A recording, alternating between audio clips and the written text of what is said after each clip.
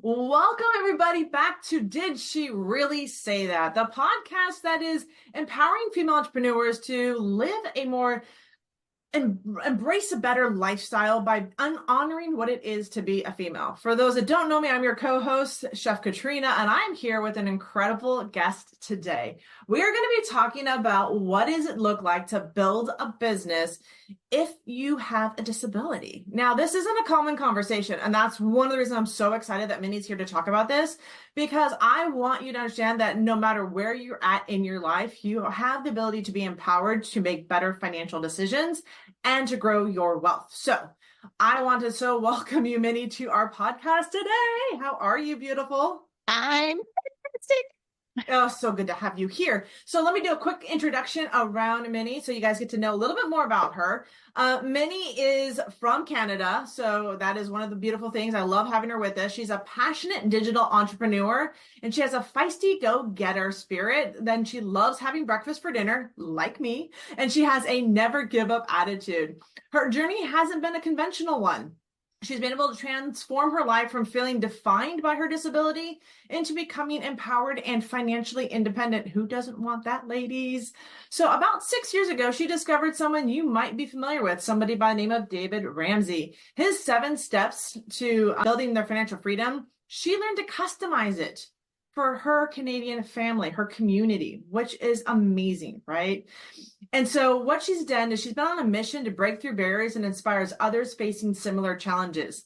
So at Minnie, Riley, that's her company. She is aimed to ignite hope, provide practical guidance, and redefine what living with a disability really means. Beyond government assistance, and it's about purpose, laughter, and dreaming big. See, Minnie believes in that empowering her community and supporting her, that she's able to provide a helping hand to help people achieve financial freedom. So she wants to invite you to embark on this journey with her to create a bigger, bolder, brighter future. Minnie, it is so good to have you with us today. Yeah, this is pretty fantastic. I don't want So, to say fantastic a lot, but it's just fantastic. oh, use fantastic like you wouldn't believe. I mean, that's what we're here for. So let's give a little backstory about how we met. I'm always curious on your point of view of how we first met. How did we first get introduced? So, me making a shift in my online business for more affiliate marketing and then network marketing somehow merged with it. And you were doing the training calls for Elite Marketing Pro, that's now attractionmarketing.com. Mm-hmm. And I would almost every day for a year or two, a lot longer than I needed to learn more training. But you were just part of my morning. And then I was following you, and every time you had bacon, to the point where I went out to dinner with my birthday and I had bacon wrapped scallops. My mom hates me having bacon and seafood because of religious reasons. So even that, anytime I had bacon, I would tag you when I had bacon. So it was just this interesting online relationship around bacon and marketing. See, and I love that. So that's a little tidbit that get known for something, even if it's something as bizarre as bacon. So, Minnie, let's talk about your personal transformation. You talked about a few years ago, you followed this David Ramsey plan, and then you're bringing it to your Canadian family of how to use it for those with disabilities. First, talk to us a little bit about what it's been like to work with those with disabilities. What's that impact in your life? So working with a disability is me first, because I have multiple sclerosis and bipolar disorder and other conditions. And I'm eligible for the disability programs in my province of Ontario and then the rest of the country. So I have to, me first, it's the oxygen mask first for me. And then as I get new results or new money from the government, I'm sharing it online, and then people are messaging me. Okay. And with people messaging me, they come in with a very hopeless mindset. And it depends on their disability, because some people with a disability, if they've been institutionalized, like independent living under the government, their thought of independence is gone, because it's not just the social assistance program, it's also where they're living. So they have a hard time of believing, oh, I can take charge and make my own decision and design it. And if I want to go on vacation, like when I was going to events, I took the bus from Toronto to Nashville on a Greyhound bus by myself. I made it and I shared a room, a hotel room with strangers I met off the internet. Mm, So that is not, that's a combination of my trauma naturally somehow bonds with strangers. yep. And it's not, it's not controlled by another person. Like mom and dad gave me money. They knew I was going to the United States. I texted when I landed.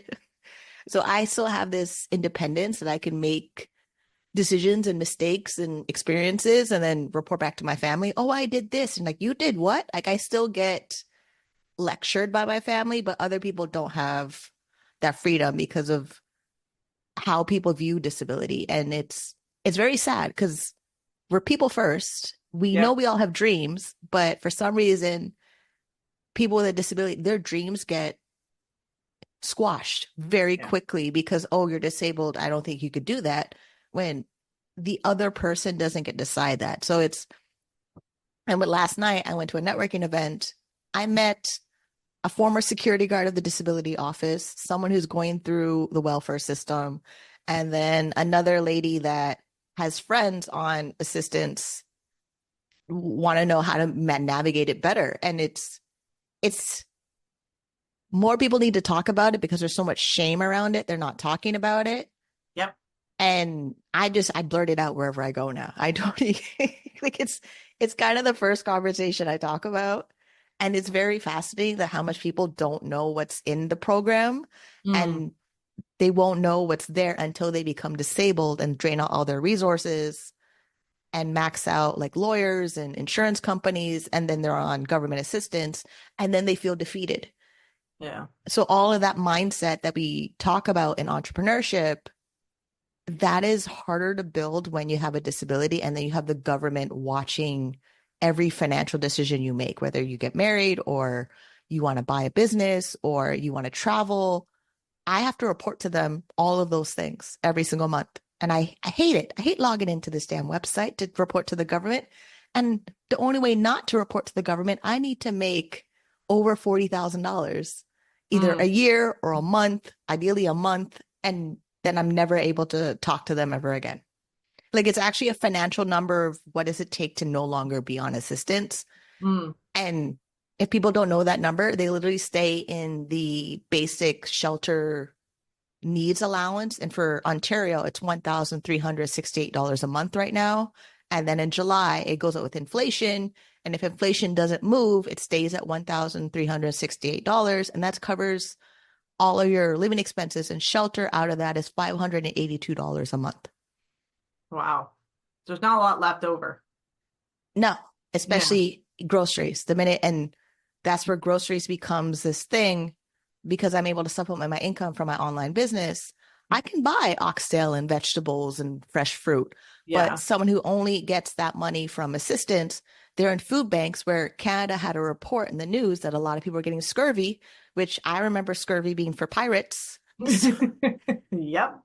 so that is the whole story of people in your neighborhood who are on assistance. They don't get a lot of wiggle room because they signed their life away to the government. Yeah. And so you're really working with those that want to get off those assisted programs and be able to build a sustainable financial future.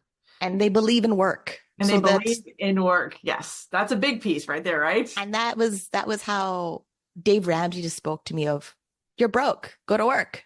Yeah. Okay, I'm on assistance, go to work. Like it's but a lot of people have issues with the hustle culture or work Mm. culture. And I'm like, you're getting $1,368 a month. Money is not going to fly out of your butt. You have You have to to, do something. yeah, either it's a Yeah. job or a business or both, and then not be scared of with Ontario, if you make $1,000, you still get your benefits. If you make over $1,000, there's a calculation formula where they reduce what they give you and then what you have. And my spreadsheet calculates down to the penny where if I make $3,000 net income a month, I still get $333 from the government. So I'm still accessing my health benefit, my vision Mm. care, my dental benefit, the basic plan that they have, but I have more financial power because the 3,000 net income is mine first. Hmm. So the mine, like we're 2 years old, is not activated somehow. Yeah. So you talked about the David Ramsey seven baby steps and how you've kind of massaged it, I guess you could say, for your Canadian context. What were some of the adjustments that you had to make to that formula to fit into where you live? So Dave Ramsey baby step one works with me. It because I'm on assistance. So my primary income is social assistance. With me, I'm able to access special diet and mandatory medical transportation. So I get more money than the 1,300. Okay. And then the asset limits, they split them in two parts. There's a $40,000 asset limit for a single person, no children. There's $50,000 for couples, and there's 500 per dependent child. Okay. So depending on your family unit, mostly you operate in that asset limit.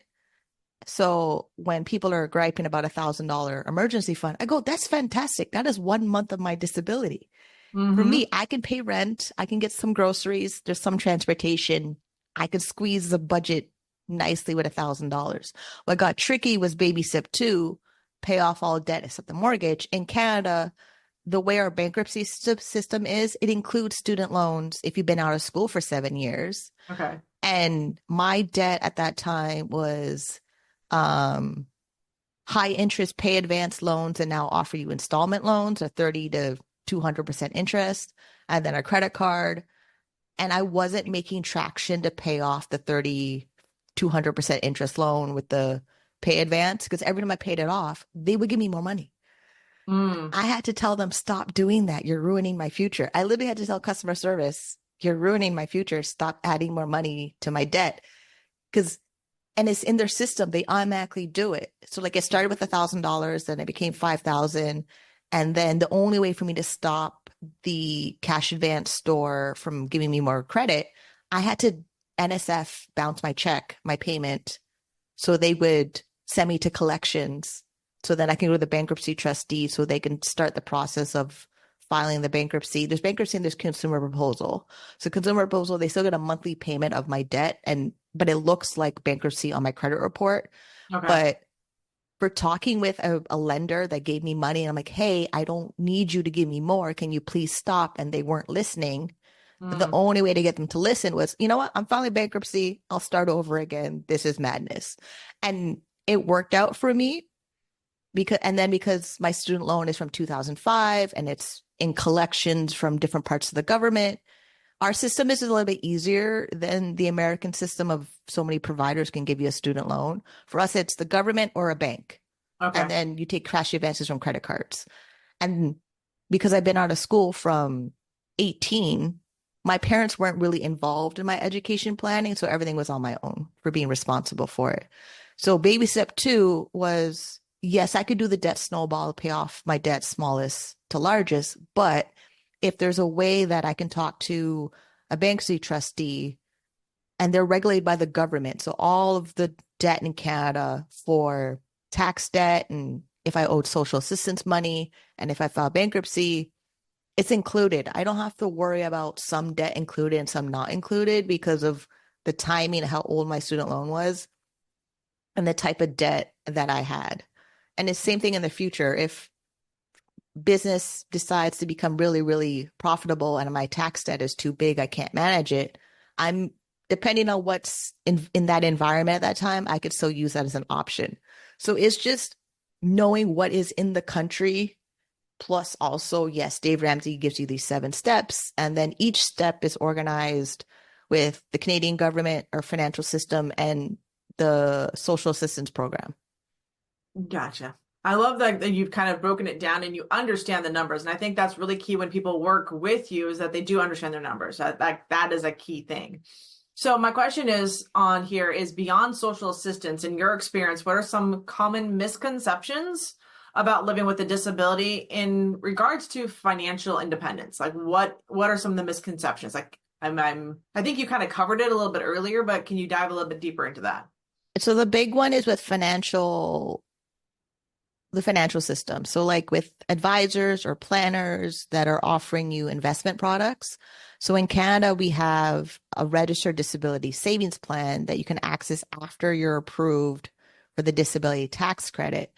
With financial planning, they seem to think that's your only method of planning for your future with a disability, when we also have a tax-free savings account, a first home savings account, a registered education savings plan, and registered retirement savings plan. The way we have registered accounts made by the government that is accessible to everybody who's over the age of 18 with a social insurance number, people just don't include all of those accounts in your financial plan. I do, because I brought that to my financial planner. They were already open. He was like, okay, I can manage these accounts. Like it wasn't just, oh, let him tell me how to manage my finances. It was, I would like to build wealth and I know I can open all these accounts. And I did. I opened all of them. I put money in them. And then now I basically have to spend the rest of my life making sure I max out all my contributions, which is weird. So like for going from paycheck to paycheck, a lot of bills, possible debt collection, to a couple of credit cards, and then the rest of my budget is just put it in investments, Hmm. and I can't touch them. I have to figure out how to make more money if I want to spend.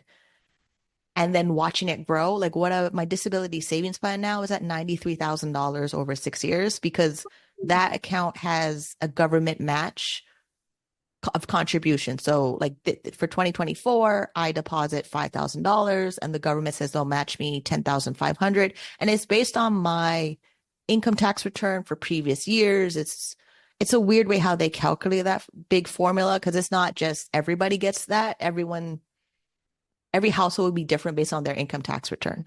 Okay. So me saying a lot of numbers right now is because there's a lot of numbers to remember in There. Canada's financial planning.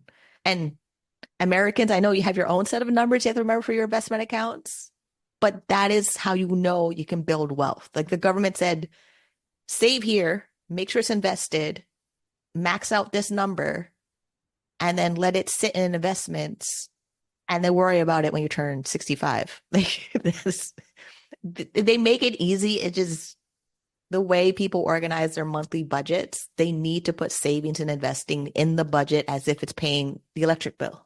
Mm, I love that key point, because I think so many times we look at everything else, like we look at all of our expenses, but we don't necessarily put saving in the forefront. We don't put investing in the forefront. I think this is a commonplace all of us in the world like really do struggle with. It's definitely something that we can continue to go to work on. So my question for you is, do you work with individuals to help them set up these financial numbers to get a sense of what they're doing? Or is there the program you recommend or something that around that?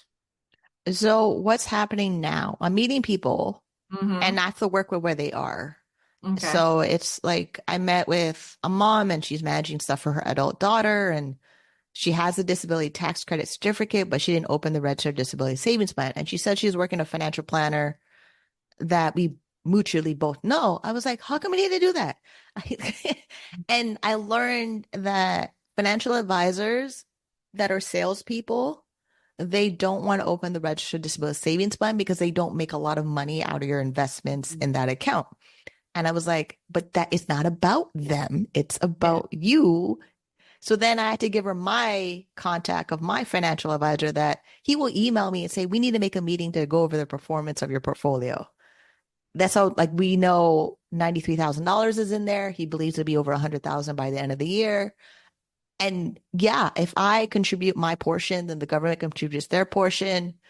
And the way it's invested in uh Nvidia, the computer chip for gaming computers, and Amazon and Microsoft. Like I know what's in there. It's just we cannot be mad at Jeff Bezos and Facebook because they're in my investment portfolio. They are I making you money Yes, anyway. Yeah. they are. They're sharing, their shares are in my portfolio and I need it to grow. Mm-hmm. So inside of that, like, what do you define as wealth? So we talked a lot about numbers. We talk about what your financial independence looks like, but what does wealth mean to you? How do you define it? So wealth for me is a combination of, it is a direct financial number down to the penny. I know if I'm on track to be a millionaire, I open doors, I open options, I open, like, especially if I go to the dentist and I have to go see the dental surgeon is not covered in our Canadian healthcare plan. I have to pay it out of pocket, which means I need to make sure when I go into the appointment and before I even see this doctor, I have to talk to a receptionist. She's like, "What's your insurance? How are you going to pay for this appointment?" If I didn't have that credit card that day for the thing in my mouth that was bothering me forever, she was not going to see me. She was Mm, ready to call security and kick me out because my insurance is disability. So I know I need roughly five to $10,000 just for medical expenses. And then I have to pay for a private health insurance plan to supplement what the government doesn't cover. And yeah, Americans, Canadian healthcare that's free, it's not all free. There's some stuff I have to pay out of pocket that is unknowingly expensive that I have to keep receipts and then claim it on my income tax return and then mm, keep the receipts for 7 years in case I get audited from the revenue agency for taxes.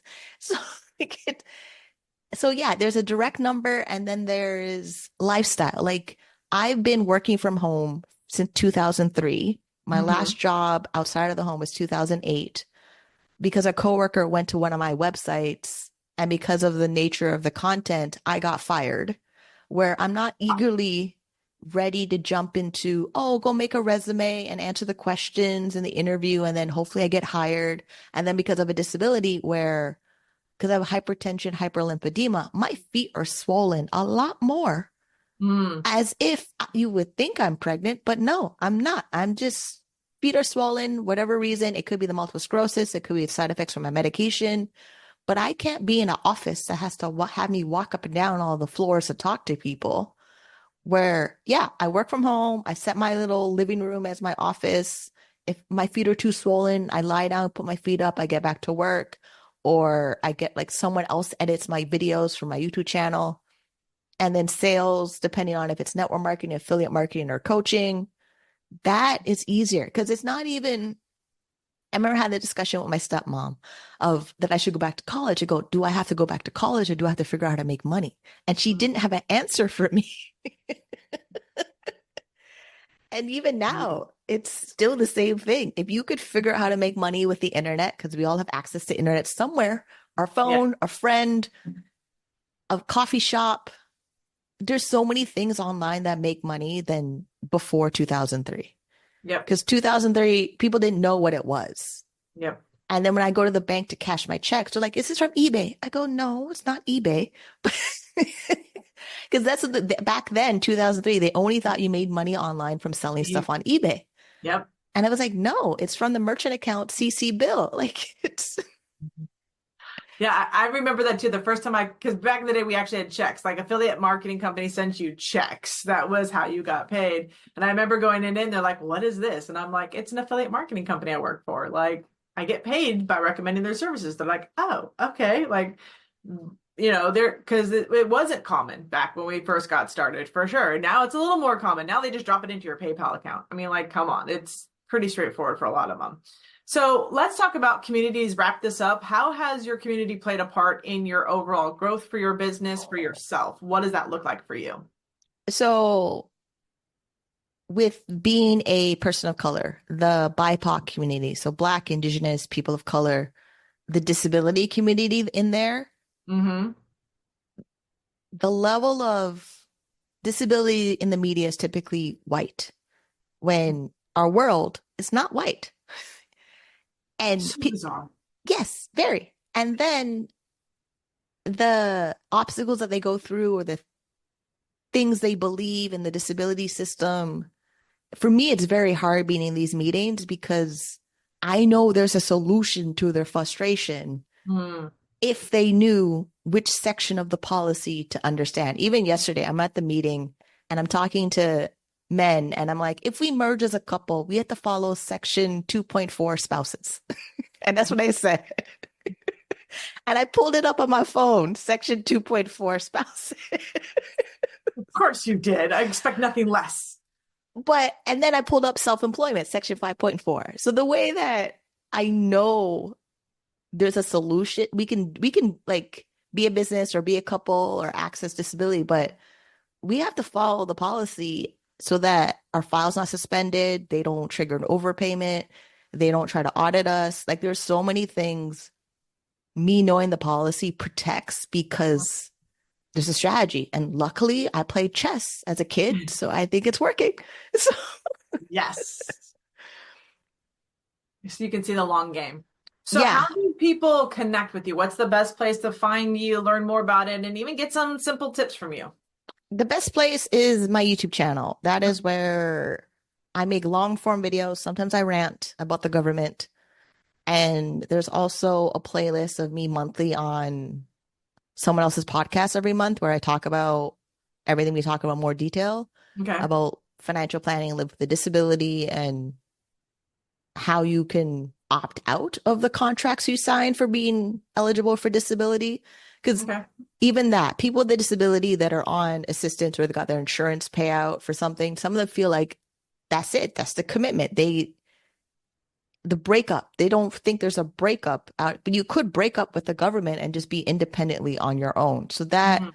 that's where I document my journey on my YouTube channel. And then there will be a website eventually and then coaching.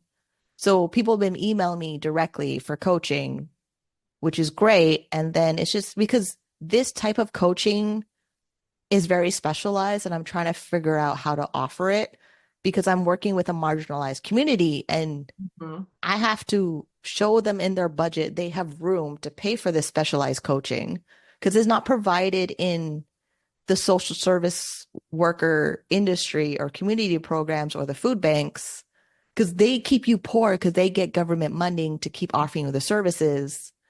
And if you don't want to access their services anymore, you have to make the financial plan that you can work every day and see results. And that's why I keep talking about there's $93,000 in my disability savings plan because I had to physically change my habits, Mm. put money in this account and learn investments where I talk to my caseworker differently. I don't talk to them as if I'm submissive or going to follow their word as if they know what's best for me when they don't know what's best for me.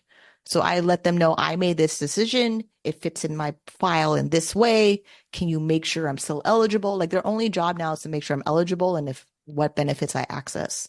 Mm. And that type of coaching is more sensitive in a way because you're dealing with bureaucracy. It's not to go up against the government.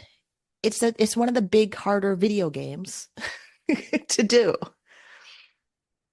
Yeah. Like you want that assistance to get you going, but you also want to be able to get off the assistance. You want to be able to establish your identity, your ability to grow financially free. And I And think if that's you one if you're thing. not doing it, then you know why you're not doing it. Some people, I Mhm. don't think people know why they're staying on assistance. Like if you know there's a way off of it and then you're on it, that's a different decision you've made.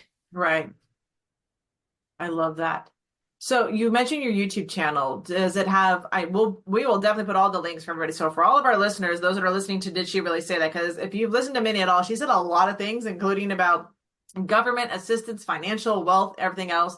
We will include all of her links so that you can find her. We're going to start with her YouTube channel. But you definitely want to follow Minnie for this because I think this is a powerful conversation and it truly is a mindset shift and saying, you know what, yes, I need the help, and what can I do to help myself? And I think that's where you really stand out, Minnie, in just that conversation you're having with so many people. And you're amazing. I mean, that is one of the reasons I asked you to be on here, because what you're doing, I know will change lives, like without a doubt. And it's already changing lives of so many that you're working with. And that we want the work to continue, right? We want to really have you be getting more people. I want this conversation to be out there. So thank you so much for being with us today. Any last words for any of our listeners? Yeah, the life changing. It is because I've been giving templates of people what to say to their caseworker to access more money. And Mm, it's very fascinating when they email me back saying I got this much, or they screen capture their login of the communications they've had with their caseworker that I don't think they had the knowledge or skill or stubbornness to do it by themselves. So yeah, it's because sometimes I don't like I'm helping people without a financial compensation out of it. It's just I know you're frustrated. I know the government did something not correct or something, and you need to go back and reword it in this way. And when people message me back that they got the results that they were looking for, yeah, because I'm like, okay, so this is like the way you play chess, the way that you know certain rules get you closer to winning. That's what it feels like with this. Yeah. I love the fact that you have templates ready to gift out to individuals if they need them. And I love hearing those success stories of like how you're changing lives and how they're getting, the help and support they really need. And you're like, how do I want to put this? You're like the connector, right? You're like the great connector of the conversation, and you have the ability to source the information and then distill it down in such a way that you can help somebody implement and use it. So that's a gift. It truly is. Thank you for that. Yeah, I appreciate giving it. Absolutely. For all right. So we're wrapping up this episode of Did She Really Say That? You've heard from the amazing Minnie. I suggest you follow her like nobody's business. And if you got any information from her and you feel like you know somebody that could benefit from this information, share this podcast with them. There is so much value here, and we don't want to overlook what's possible when we meet extraordinary women like Minnie and they get to help and change the world. So with that, we'll see you guys all, ladies, on the next episode of Did She Really Say That? See y'all later.